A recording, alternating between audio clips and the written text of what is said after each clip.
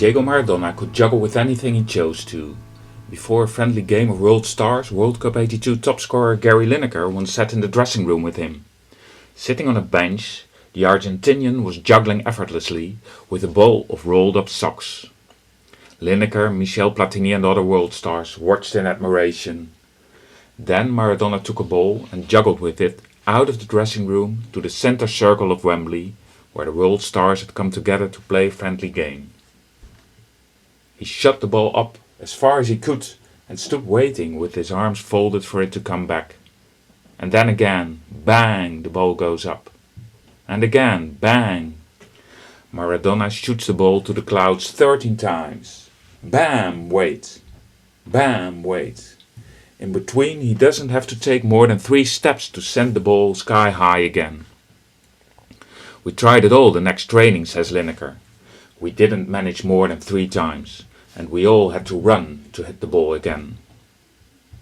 4 years before, Argentina won the quarterfinals of the World Cup against England on June 22, 1986. It lost the battle for the Falkland Islands. 649 Argentines and 228 Englishmen were killed. The Argentines understood all too well that Maradona would do anything to win, and so his hands goal against England was perhaps his best goal ever. And not his fabulous dribble shortly afterwards. The whole world sees that Maradona has scored with his hand, except for the referee.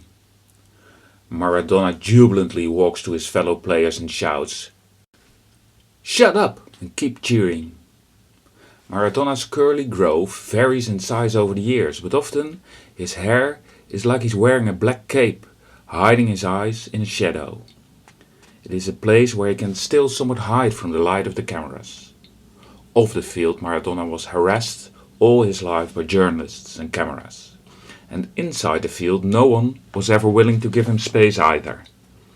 In the 1986 World Cup, Maradona dribbled past an opponent 53 times, an average of 8 times per game. No player has ever made so many successful dribbles at a World Championship.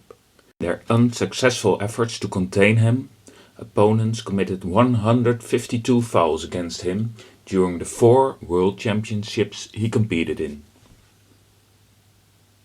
Maradona made Naples proud. Naples was a city that people drove through, anxiously holding their wallets, a former Italy correspondent wrote in The Guardian. And mostly in vain, he added jokingly. When Napoli had to play in the north at the big rich clubs, such as AC Milan, Inter Milan and Juventus, players and fans were taunted and insulted. "Here come the Neapolitans, what a stench, even the dogs run away." Colorati, cholera leaders.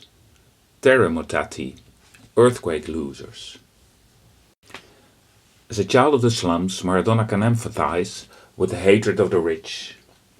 When the successes come, the streets of Naples fill with honking cars.